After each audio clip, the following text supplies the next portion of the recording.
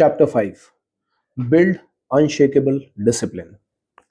एक सवाल है, अगर तुम सिर्फ उन्हीं दिन बिजनेस में अच्छा परफॉर्म करते हो जिस दिन तुम्हारा मूड अच्छा है, तो तुम सच में एक एंटरप्रेन्योर हो या फिर मूड डिपेंडेंट एम्प्लॉय? सोचो। सेल्स कॉल तुम तब करोगे जब तुम एनर्जेटिक फील कर रहे होगे, या कंटेंट तब बनाओगे जब क्रिएटिव फील करोगे। टीम मीटिंग तब करोगे जब तुम अपने आप को फ्री फील कर रहे होगे। नंबर्स तब रिव्यू करोगे जब प्रेशर कम होगा। स्ट्रेटजी तब बनाओगे जब ऑफिस थोड़ा सा स्टेबल हो जाएगा। और फिर 6 महीने के बाद तुम ही यही बोल रहे होगे कि अरे यार, कंसिस्टेंसी तो बन नहीं पा रही है। कंसिस्टेंसी नहीं बन पा रही सच में? भाई, कंसिस्टेंसी कोई स्विगी से ऑर्डर थोड़ी ना होती है कि 30 मिनट में डिलीवर हो जाएगी। कंसिस्टेंसी बनानी पड़ती है। और बिजनेस में टैलेंट इंपॉर्टेंट है, इंटेलिजेंस भी इंपॉर्टेंट है, स्ट्रेटजी भी इंपॉर्टेंट है, लेकिन एक चीज इन सब को हरा सकती है, और वो है इनकंसिस्टेंसी। साइकोलॉजी में एक बेसिक प्रिंसिपल समझो। Human brain naturally energy conserve करना चाहता है। डिफिकल्ट काम पोस्टपोन कर देता है और इमीडिएट प्लेजर को चूज कर लेता है। फेमिलियर बिहेव रिपीट करना हमारे ब्रेन के लिए अनयूजुअल नहीं है। इसीलिए बिजनेस का इंपॉर्टेंट काम अक्सर बोरिंग लगता है। Daily follow up, sales review, customer feedback, cash flow review, SOP update, team training, hiring, pipeline, lead tracking, again and again and again. और जब ये रोज होता है तो फाउंडर बोलता है यार कि कुछ नया करते हैं। बस यहीं से शाइनी ऑब्जेक्ट सिंड्रोम शुरू होता है। अब शाइनी ऑब्जेक्ट सिंड्रोम क्या है? कि नया सॉफ्टवेयर ले लेते हैं, नई स्ट्रेटजी बनाते हैं, नए प्रोडक्ट पे जाते हैं, नया कंसल्टेंट ढूंढते हैं, नया एआई टूल ढूंढते हैं, नया बिजनेस आइडिया ढूंढते हैं, जो कि अच्छी बात है। लेकिन पहले ये बताओ कि क्या पुराना बिजनेस आइडिया अभी स्टेबल हो गया है? पुराना बिजनेस बन चुका है? पुराना बिजनेस अभी स्टेबल हुआ भी नहीं है और हम घुस रहे हैं नए की तरफ। फाउंडर दूसरा स्टार्ट करने की प्लानिंग कर रहा है। क्यों? क्योंकि नोवेल्टी एक्साइटिंग है, रिपीटिशन बोरिंग है। लेकिन बिजनेस की आयरनी समझो, जो एक्साइटिंग है जरूरी नहीं कि प्रॉफिटेबल भी हो, और जो बोरिंग है बहुत बार वही कंपाउंड करता है। एक सेल्समैन को देख लो।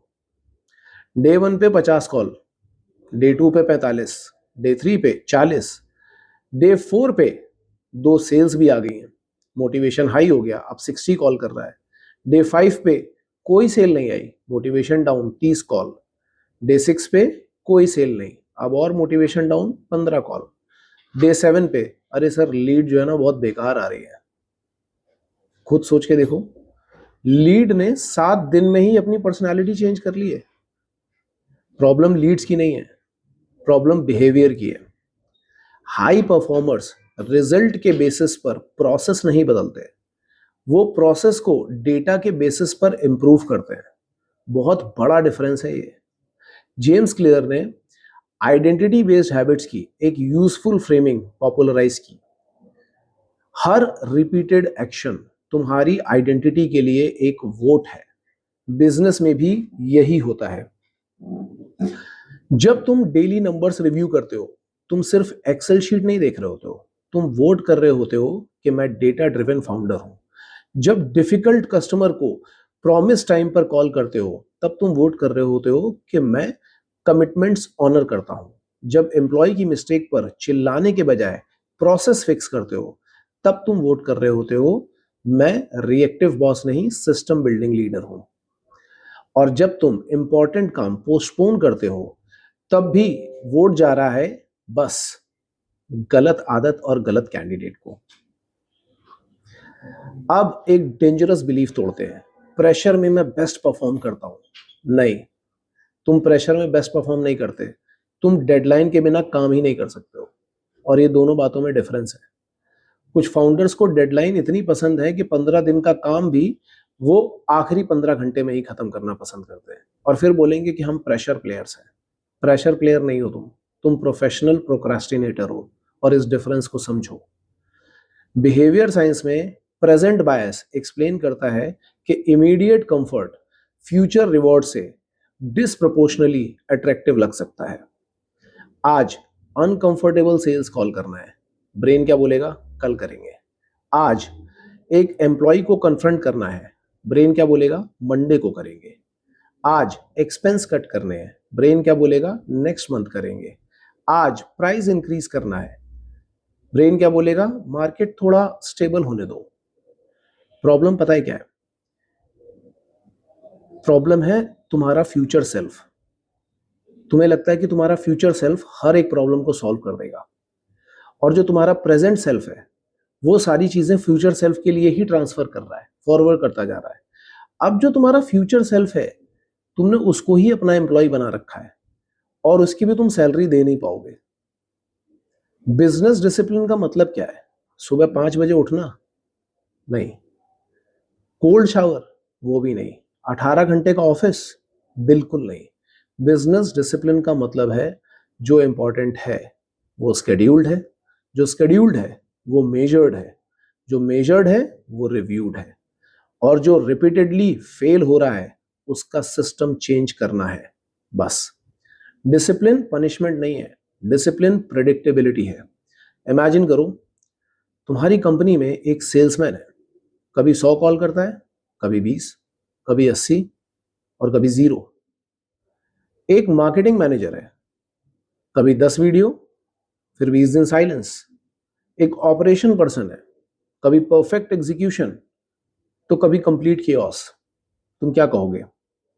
इन लोगों में डिसिप्लिन नहीं है। अब जरा ये आईना घुमा देते हैं। फाउंडर फाउंडर क्या कर रहा है? कभी स्ट्रेटेजी बना रहा है तो कभी रैंडम एग्जीक्यूशन, कभी एग्रेसिव हायरिंग तो कभी पैनिक फायरिंग, कभी मार्केटिंग पे 10 लाख तो कभी 3 महीने में 0, कभी टीम एम्पावरमेंट तो कभी माइक्रो मैनेजमेंट। टीम कंसिस्टेंट है या फाउंडर? खुद सोच के बताओ। कंपनी का कल्चर फाउंडर के रिपीटेड बिहेवियर की फोटोकॉपी होता है। तुम जो टॉलरेट करते हो वही स्टैंडर्ड बन जाता है, तुम जो रिपीट करते हो वही कल्चर बन जाता है। और यहीं से एक इंपॉर्टेंट बिजनेस प्रिंसिपल आता है, सिस्टम्स बीट मोटिवेशन। मोटिवेशन बोलता है आज 100 कॉल करेंगे, सिस्टम बोलता है रोज 40 क्वालिफाइड कॉल्स करेंगे। मोटिवेशन बोलता है इस मंथ मार्केटिंग में फाड़ देंगे, सिस्टम बोलता है हर week 3 videos, 2 emails and 1 campaign review.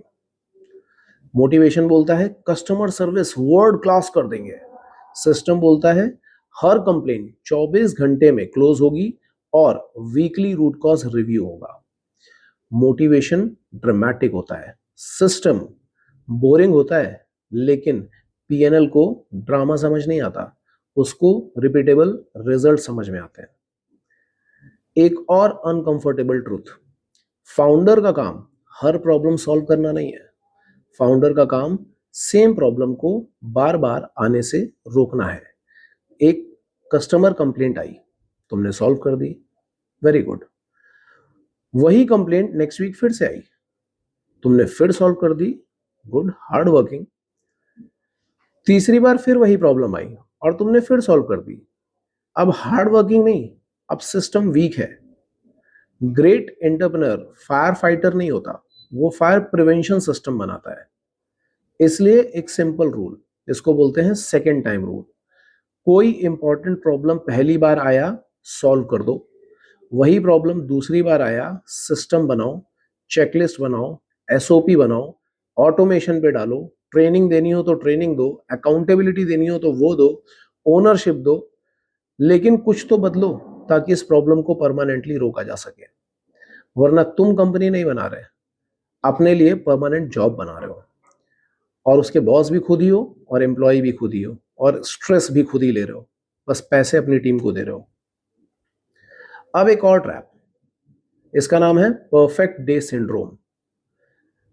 बहुत से फाउंडर बोलते हैं कि मैं मंडे से प्रॉपर सिस्टम बनाऊंगा, नेक्स्ट मंथ से डेली रिव्यू करेंगे, फाइनेंशियल ईयर से न्यू डिसिप्लिन फॉलो करेंगे, न्यू ऑफिस के बाद कल्चर चेंज करेंगे। सुन लो, कैलेंडर से कंपनी नहीं बदलती, स्टैंडर्ड्स बदलते हैं। आज सेल्स रिव्यू सिर्फ 15 मिनट हो सकता है, करो। आज एसओपी का सिर्फ फर्स्ट पेज बन सकता है, तो बनाओ। आज सिर्फ 10 कस्टमर्स का फीडबैक हो सकता है, लो, बिकॉज डन बीट्स परफेक्ट। एक इम्परफेक्ट सिस्टम जो चल रहा है, एक परफेक्ट सिस्टम जो पावर पॉइंट में पड़ा है, उससे कहीं ज्यादा बेटर है। अब बात करते हैं कंसिस्टेंसी की। हर एंटरप्रेन्योर का ब्रेक थ्रू चाहिए। एक वायरल वीडियो, एक ह्यूज क्लाइंट, एक ब्लॉकबस्टर प्रोडक्ट, एक इन्वेस्टर, एक मैजिकल कैंपेन। लेकिन बड़े बिजनेस अक्सर एक मैजिकल मोमेंट से नहीं बनते हैं, हजार बोरिंग रिपीटिशन से बनते हैं।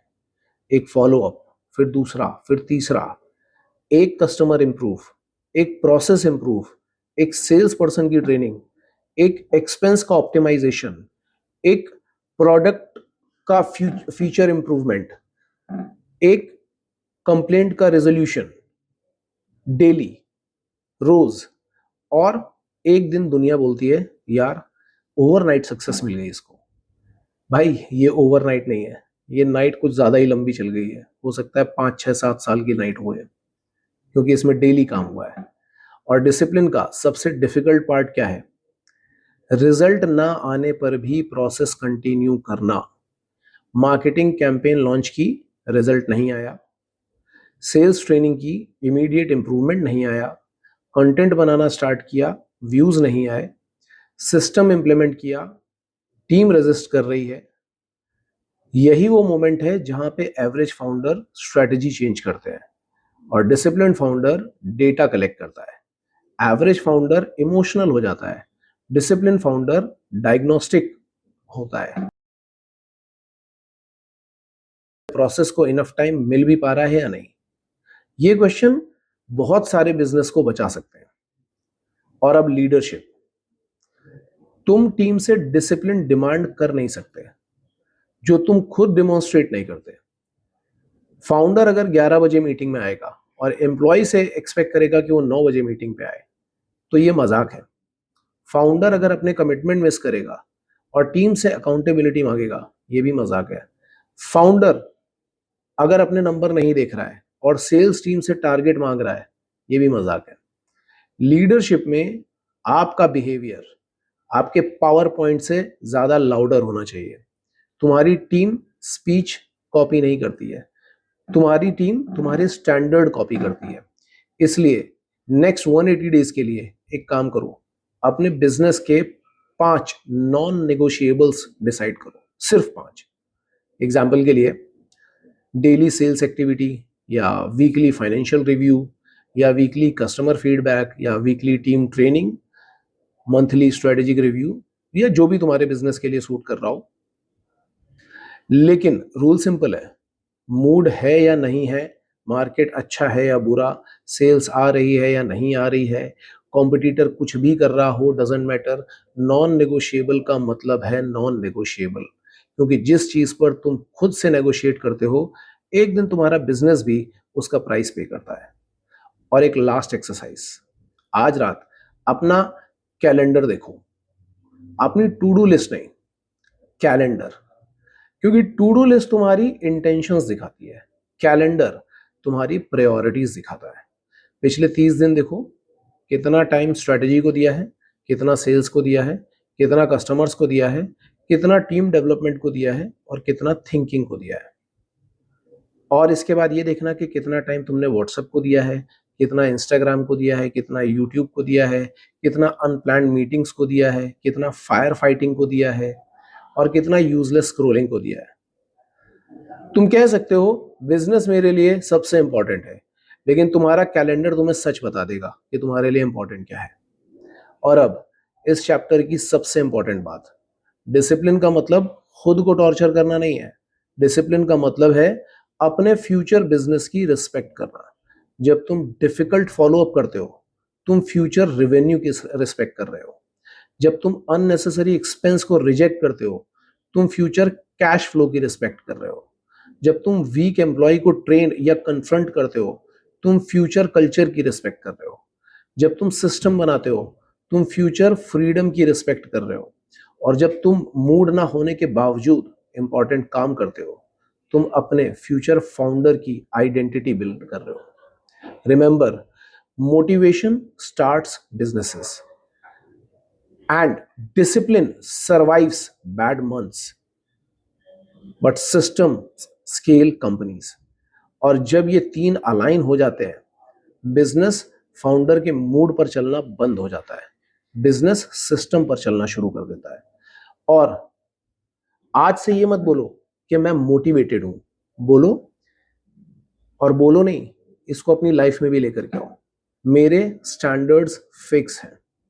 क्योंकि मोटिवेशन तो कल चला जाएगा, मूड भी बदल जाएगा, मार्केट भी बदल जाएगा, टीम भी बदल जाएगी, कॉम्पिटिटर्स भी बदल जाएंगे, लेकिन अगर तुम्हारे स्टैंडर्ड्स नहीं बदल रहे हैं तो तुम्हारा डायरेक्शन भी नहीं बदलेगा। और जब डायरेक्शन सही होगा तो एग्जीक्यूशन भी सही टाइम पे होगा। और अगर लगातार एग्जीक्यूट करते रहोगे तो रिजल्ट्स अपने आप आ जाएंगे। That's how you build unshakeable discipline.